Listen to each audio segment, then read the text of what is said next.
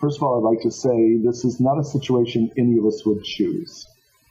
Now, different children, we know, you're going to hear today that some children really have thrived in the virtual world. Some children have not thrived at all. We're going to tell you that today, and you already know that as individuals who live in our community and in our society. And I look at my own grandchildren and see that very thing going across the 6 of them and the different reactions they have to their circumstances living in 3 other states. But no one would choose to be in this circumstance with this pandemic.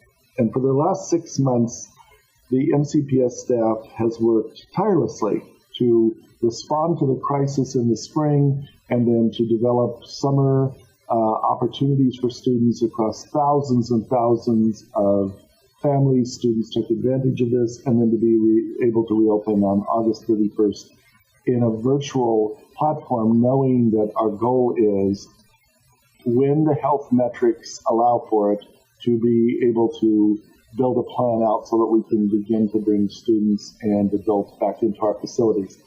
I really want to push on all of us to never, ever, ever say school is closed. School is not closed. School is open.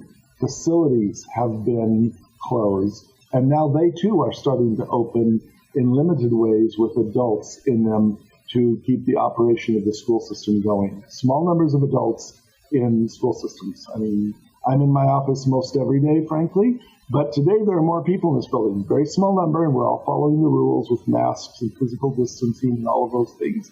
But it is starting to change slowly.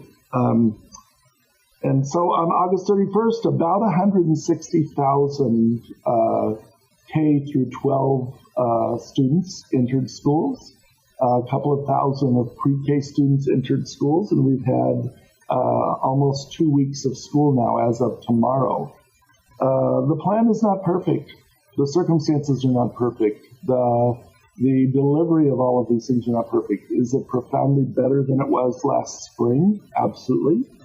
And the virtual world can continue to provide solid foundational learning and provide for the care and well-being of many, many students. Not all students, though. We know that there are students who have a much, much more difficult time with virtual learning than other students. We know that virtual learning cannot replace in-person learning. The in-person learning experience is just a critical part of the learning process and what we know about human beings.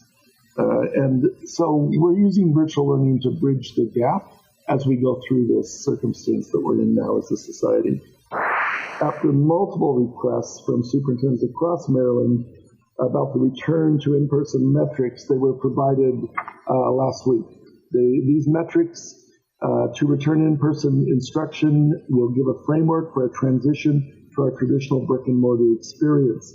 In consultation with our county leadership and health officer, we're continuing to work on our plan for what in-person learning would be like when the appropriate health conditions are met. So what I'm saying in plain language is we have some state measures now and benchmarks, and we also know we have some local benchmarks working with our own local health officer and his recommendations.